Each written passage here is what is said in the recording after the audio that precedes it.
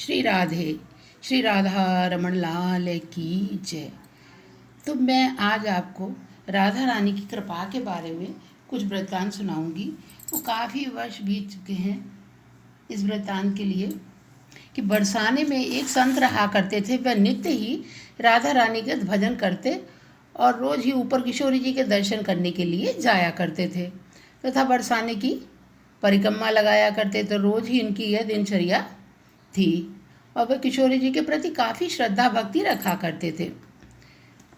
रोज ही मंदिर में सब दर्शनार्थी दर्शन करने के लिए आते, तो कोई फल लाता, कोई फूल लाता, तो कोई भोग लगवाता और कोई राधा रानी के लिए पोशाक बनवा के लाता। दिन भर यही क्रम चलता रहता, भक्तों का आना जाना लगा रहता।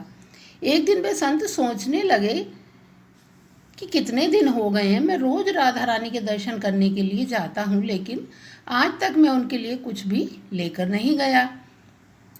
मैं कैसा भक्त हूँ? क्या किशोरी जी मुझे दर्शन देंगी?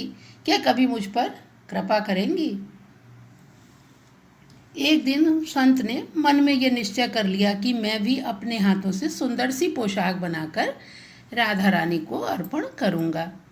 ये सोचकर वे तैयारी में लग गए, बाजार गए, सुंदर सा कपड़ा लाए, गोटा लाए आदि सब लाकर और वो पोशाक सिलने लगे। तो लगभग 1 वर्ष उनको पोशाक सिलने में लग गया और उन्होंने अपने हाथों से प्यारी सी पोशाक बनाई, गोटा सितारे आदि लगाकर, और मंदिर की ओर चल पड़े राधा रानी को पोशाक अर्पण करने के लिए। अब बरसाने में राधा रानी के महल में जाने के लिए काफ़ी सीढ़ियाँ चढ़नी पड़ती हैं। संत ऊपर जा रहे थे तो जाते जाते थक गए, तो बीच में ही बैठ गए और सोचने लगे कि थोड़ा सा विश्राम कर लूँ, तब आगे की सीढ़ियाँ चढ़ूँगा और राधा रानी के दर्शन के लिए जाऊँगा। अब देखिए राधा रानी की कृपा कैसी होती है कि एक छोटी सी लड़की आई और संत से कहती है कि बाबा ये क्या है तुम्हारे हाथ में? तो उन्होंने कहा ये राधा रानी की पोशाक है मेरे हाथ में। तो बाबा तुम इसे कहाँ लिए जा रहे हो? तो मैं राधा रानी को इसको पहनाने के लिए ले जा रहा हूँ। तो बोले जे तो मुँह को दे दो। संत ने कहा तो बाजार से दूसरी दिलाए दूंगो। लेकिन इस छोटी सी लड़की ने फिर कहा बाबा ये तो मुँह को दे दो। फिर संत ने यही कहा कि मैं तो बाजार से दूसरी दिलाए दूंगो। लेकिन वो लड़की नहीं मानी और बाबा का दुपट्टा पकड़कर जिद करने लगी, मुँह को दे दो ना बाबा, मुँह को दे दो ना। संत ने फिर कहा तो बाजार से दिलवाए दूंगो। लड़की इतनी तेज थी कि संत के मना करने पर भी वह संत के हाथ से पोशाक छीनकर भाग गई। अब संत बेचारे बड़े दुखी हो गए। बूढ़े तो थे ही, सोचने लगे कि अब मैं उसे कहाँ ढूंढूं, क्या करूं, और सीढ़ियों पर बैठकर रोने लगे।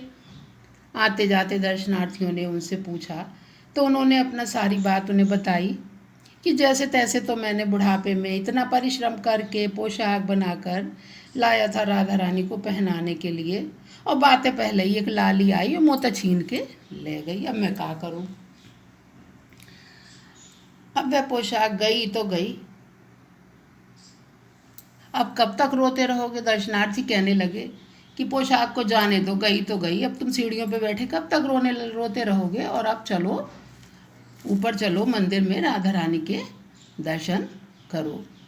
अब संत ने रोना तो बंद कर दिया, लेकिन उनका मन बहुत खराब था कि मेरी कामना तो पूरी हुई नहीं, और उदास मन से संत राधा रानी के दर्शन के लिए जा रहे थे। तो सोच रहे थे कि लगता है कि राधा रानी को मेरे हाथों से बनी हुई पोशाक पहननी नहीं थी, शायद वो मुझसे रुष्ट हैं, इसीलिए किशोरी जी की इच्छा नहीं थी कि वो मेरे हाथ की बनी पोशाक पहने। लड़की लेकर भाग गई। अब वे जाकर खड़े हुए तो सोचने लगे बड़े उदास मन से, क्या करूं, मैं तो तुम्हारे लिए पोशाक बनाकर लाया था और आज मैं खाली हाथ यहाँ पर खड़ा हुआ हूँ।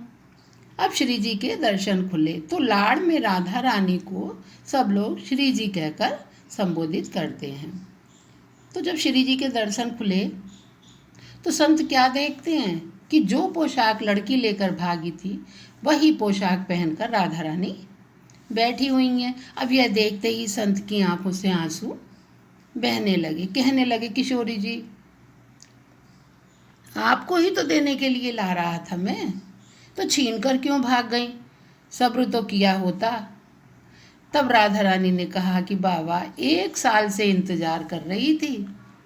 यह केवल वस्त्र नहीं है, ये केवल पोशाक नहीं है, इसमें तुम्हारा अथाह प्रेम छुपा हुआ है, और प्रेम पाने के लिए तो दौड़ना ही पड़ता है।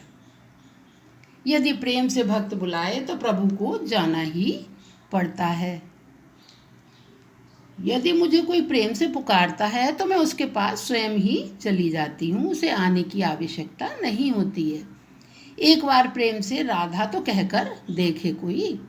राम मुँह से निकलते ही मैं उठकर बैठ जाती हूँ, और धा पूरा होते ही मैं उसके पास पहुँच जाती हूँ। तो ऐसी थी राधा रानी के नाम की महिमा, ऐसी थी राधा रानी की कृपा। तो आज मैं अपनी वाणी को यहीं विराम देती हूँ। आगे कल कुछ और नया। और श्री बरसाने वाली की जय। तो अगर आप मेरी ऑडियो सुनना चाहते हैं तो प्ले स्टोर से खबरी ऐप को डाउनलोड करके फॉलो कीजिए, जिससे आपके पास हर ऑडियो की नोटिफिकेशन मिल जाएगी। अगर आपको मेरी ऑडियो अच्छी लगती है तो आप अपने दोस्तों के साथ भी शेयर कर सकते हैं। कथा सुनने के बाद एक बार कमेंट सेक्शन में श्री राधा रमण लाल की जय अवश्य लिखिएगा। अगर आपको राधा रमण लाल जी से प्यार है तो हार्ट शेप में दिए गए साइन टच जरूर कीजिए। श्री राधा रानी की जय। श्री राधा रमण लाल की जय। श्री राधे।